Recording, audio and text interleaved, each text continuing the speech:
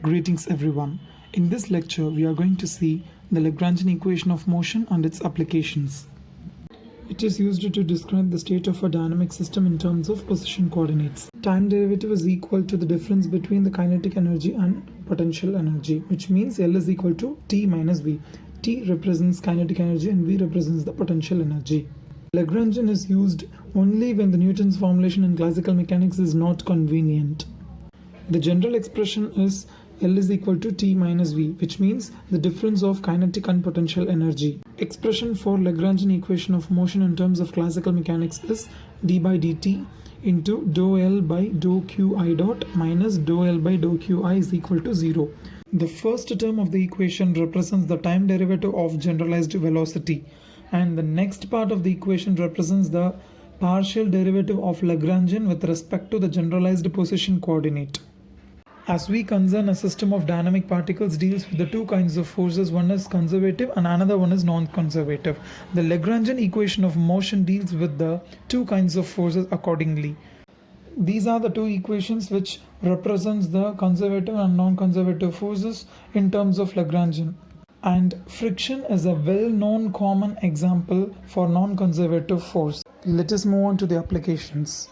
We are going to consider the motion of one particle using Cartesian coordinate system. As we all know, the Cartesian coordinate system is composed of three coordinates, which is x, y and z. We all know x is treated as a coordinate and x dot is a differential form of x. Formula for kinetic energy is T is equal to half mv square. We are having x, y, z as a coordinate, and the differential form of the coordinate is treated as a velocity. Therefore, half m into x dot y dot z dot the whole square. As we move on to partial differentiation, dou t by dou x is mx dot, dou t by dou y is my dot, and dou t by dou z is mz dot. After simplification, the net result will be the forces, which is the equation of motion, which is fx, fy and fz. The next part is linear harmonic oscillator. Kinetic energy T is equal to half mx dot square and the potential energy is half kx square.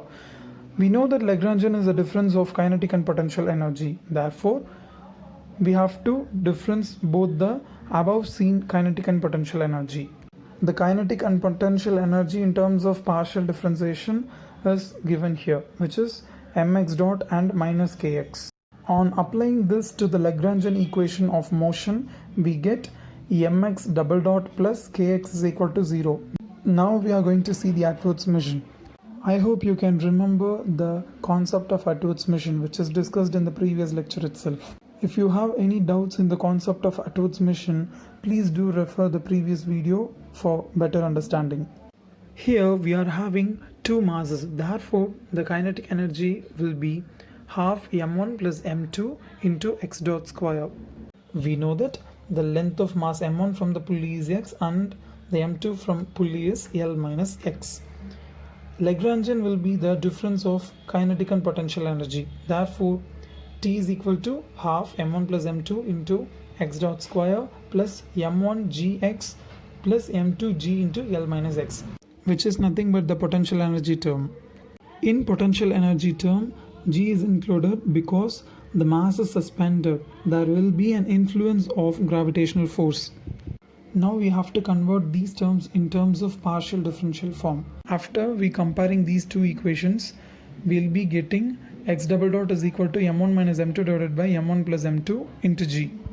It will be useful for us in the examination point of view. Here I have given the expression for kinetic energy in terms of different coordinate systems. Thanks for watching this video. Please do like and subscribe.